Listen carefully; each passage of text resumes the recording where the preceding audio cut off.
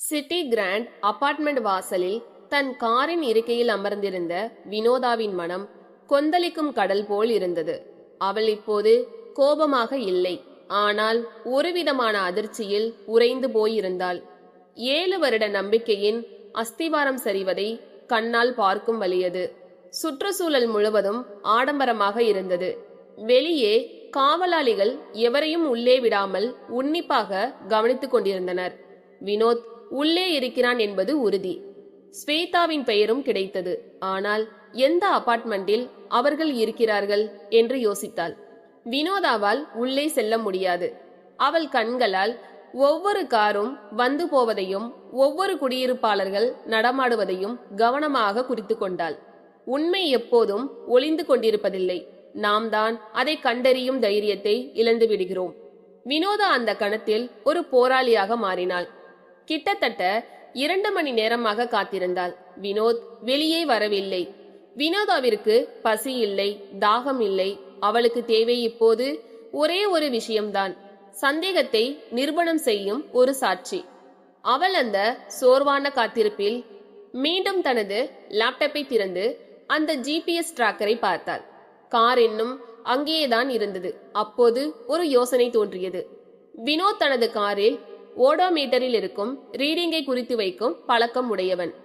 அது அலுவலக செலவுகளை சரிபார்க்கும் வழக்கம். அவள் ஒரு கணக்கு போட்டாள்.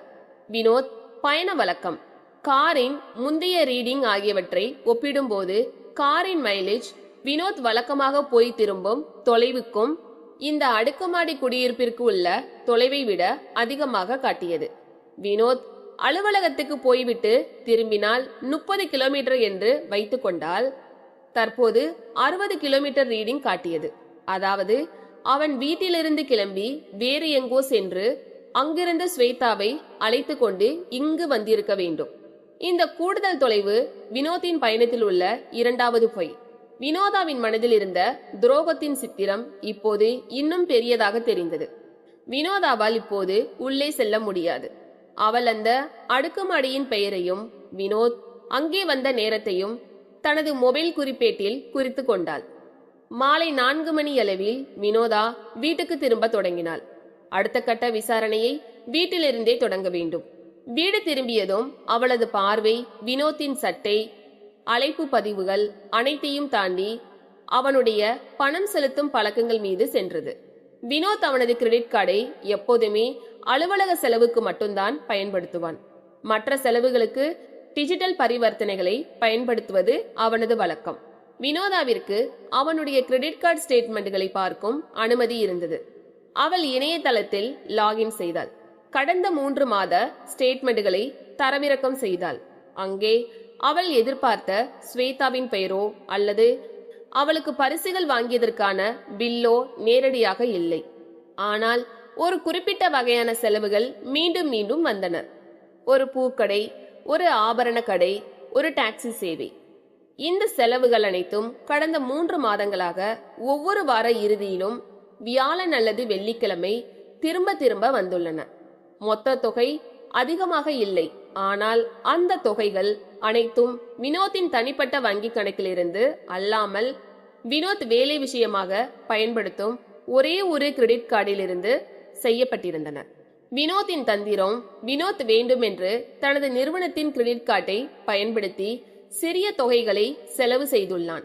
இதன் மூலம் அந்த கட்டணங்கள் அனைத்தும் அலுவலக செலவு கணக்குகள் மூலம் மறைக்கப்பட்டுவிடும். யாரும் அதை கவனிக்க மாட்டார்கள் என்று நினைத்திருந்தான். வினோதாவின் கண்கள் கோபத்தில் சிவந்தன. தனது தொழில்நுட்ப அறிவை பயன்படுத்தி அவன் இத்தனை நாட்களாக ஒரு மாபெரும் பொய்க்கு அஸ்திவாரம் அமைத்துள்ளான். பூக்கள், ஆபரணங்கள், பயணங்கள், இந்த 3இன் அர்த்தம் வினோதாவுக்கு தெளிவாக புரிந்தது. இரவு 8:30 மணிக்கு வினோத் வீடு திரும்பினான். அவன் முகத்தில் சோர்வு இல்லை. வெற்றிகரமான ஒரு மீட்டிங்கை முடித்த உற்சாகம் இருந்தது. அவன் தன் சாவியை செல்ஃபில் வைத்துவிட்டு வினோதாவை பார்த்தான். அப்பாடா, மீட்டிங் முடிஞ்சது வினோதா. ரொம்ப முக்கியமான டீல். ரொம்ப லேட் ஆயிடுச்சு. எனக்கு ஏதாவது சாப்பிட கொடு. ஐ எம் டயர்ட் என்று சொன்னான். வினோதா கிச்சனில் இருந்தாள். அவள் திரும்பவே இல்லை. மெதுவாக அமைதியான குரலில் கேட்டாள், வினோத், சனிக்கிழமை மீட்டிங் ரொம்ப சிறப்பா முடிஞ்சுதா? வினோத் அவளது குரலில் இருந்த அமைதியை கவனிக்கவில்லை. அதை சோர்வாக எடுத்துக்கொண்டான். ஆமாம் வினோதா, ரொம்ப முக்கியமானது. நம்ம கம்பெனிக்கு இந்த டீல் ஒரு பெரிய பிரேக். அதுக்காக தான் இவ்வளவு போராடின. உனக்காக தானே இதெல்லாம் என்று ஒரு நல்ல கணவன் போல பேசினான். அப்போது வினோதா கையில் ஒரு காஃபி கப்புடன் திரும்பினாள். ஆனால் அது வினோத்துக்கு இல்லை. வினோதா மெதுவாக ஹால் சோஃபாவில் அமர்ந்து அந்த காஃபியை பருகினாள். அவளது கண்கள் வினோத்தின் கண்களை நேரடியாக சந்தித்தன. அவள் மெதுவாக கேட்டாள், மீட்டிங் சிட்டி கிராண்ட் அபார்ட்மெண்ட்ல எந்த பிளாட்ல நடந்தது வினோத்? அது ரொம்ப பிரைவேட்டா இருக்கும் போல. ஏன்னா இன்னைக்கு நாள் முழுக்க உங்க கார் அங்கதான் இருந்தது என்று சொன்னார். வினோத் அப்படியே உறைந்து போனான். அவன் சாவியை வைத்த கையில் ஒரு பயங்கர நடுக்கம் இருந்தது. அவனது முகத்தின் நிறம் மாறியது. வியர்வை வடிந்தது. அவன் உடனடியாக சமாளிக்கும் முயற்சியில் பொய்யின் கடைசி அஸ்திவாரத்தை பயன்படுத்தினான். என்ன பேசுற வினோதா? நீ எதை கண்டுபிடிச்ச? அது ஒரு பிரைவேட் கிளைண்ட் இடம். அவங்க வீட்ல மீட்டிங் வச்சாங்க. அதுக்காக தான் அந்த அட்ரஸ். நீ என்ன ட்ராக் பண்றியா? எப்படி இதை நீ பண்ணலாம் என்று கேட்டான். வினோதா அவனது பதற்றமான குரலை அலட்சியம் செய்தார். ஒரு பிரைவேட் கிளைண்ட் மீட்டிங்க்கு ஒரு பெண் பயன்படுத்தும் வாசனை இருக்கும் சட்டை தேவையில்லை. ஒரு லிப்ஸ்டிக் கரை தேவையில்லை. ஸ்வேதான்னு ஒரு பெயரோட நடுநிசை உரையாடல் தேவையில்லை. பொய் பேசாதே. வினோத்தின் முகம் இப்போது முழுவதும் இருண்டு போனது. அவன் தனது அனைத்து பொய்களையும் தந்திரங்களையும் வினோதா கண்டுபிடித்து விட்டாள் என்பதை உணர்ந்தான். அவன் இப்போது என்ன சொல்ல போகிறான்? வினோதாவுக்கு அது தெரியும். அவன் குற்றத்தை மறுப்பான். வினோதாவின் மீது சந்தேகத்தை ஏற்படுத்துவான் அல்லது அவளை சமாதானப்படுத்த முயல்வான். வினோத் தன் இறுதி கோபத்தையும் அதிகாரத்தையும் பயன்படுத்த முயன்றான். போதும் வினோதா, இப்போ நீ என்ன கேள்வி கேட்கிற அளவுக்கு வளர்ந்துட்டியா? என் தனிப்பட்ட விஷயத்துல தலையிட உனக்கு அதிகாரம் இல்ல. நான் உனக்கு என்ன குறை வச்சேன்? இந்த வீட்ல நீ ராணியா இருக்கணும் தான் உழைக்கிற. நீ என்னடானா? வினோதா மெதுவாக எழுந்து அவன் அருகில் சென்றாள். அவன் கையில் இருந்த காஃபி கப்பை, ஆனால் அவள் கண்களில் இருந்தது 7 வருட வலி. எனக்கு ராணி வாழ்க்கை தேவையில்லை வினோத். என் நம்பிக்கையை துரோகத்தால் விஷமாக்கிவிட்டு நான் ஒரு ராணியாக இருக்க வேண்டிய அவசியம் இல்லை. ஸ்வேதா யார்? அந்த அடுக்குமாடி குடியிருப்பில் என்ன நடந்தது? உன்னோட ரகசிய சிம் கார்டு எதுக்கு? நீ இன்னைக்கும் நேத்தைக்கு மட்டும் இல்ல, கடந்த 3 மாசமா ஒரு பெரிய பொய்யுக்குள்ள வாழ்ற. அந்த பொய் தான் நம்ம வீட்டை உடைக்க போகுது என்று கோபமாக பேசினாள். வினோத் கண்களை சுழற்றினான். அவனுக்கு பதில் சொல்ல தெரியவில்லை. அவன் வினோதாவின் கையை பிடித்து கெஞ்ச தயாராக இருந்தான். ஆனால் வினோதாவின் முகத்தில் தெரிந்த உறுதி அவனது நாக்கை பிணைத்தது.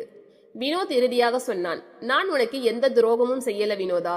நீ தப்பா புரிஞ்சுக்கிற. பிளீஸ் கொஞ்சம் டைம் கொடு, நான் எல்லாத்தையும் சொல்றேன் என்று கேட்டான். வினோதாவின் பதில் மிகவும் கூர்மையாக இருந்தது. உண்மைக்கு நேரம் கொடுக்க முடியாது வினோத். நான் உனக்கு டைம் கொடுத்தது போதும். உன்னோட ரகசியங்கள் இன்னும் என் காதில் விழும் வரை நான் அமைதியாக இருக்க போவதில்லை என்று கோபமாக பேசிவிட்டு சென்றாள். அந்த இரவில் அவர்களின் படுக்கையறைக்குள் ஒரு மாபெரும் மௌனம் வந்து அமர்ந்து கொண்டது. ஒரு கணவன் தான் மறைத்த பொய்களின் சுமை தாங்காமல் தலை குனிந்து நின்றான். ஒரு மனைவி தன் வீட்டின் சுவருக்குள் விஷம் பரவிவிட்டதை உணர்ந்து அதை சுத்தம் செய்ய உறுதியுடன் நின்றாள். நண்பர்களே, இந்த கதை உங்களுக்கு பிடித்திருந்தால் மறக்காம லைக் பண்ணுங்க, சப்ஸ்கிரைப் பண்ணுங்க, ஷேர் பண்ணுங்க. அடுத்த எபிசோடில் சந்திக்கலாம். நன்றி.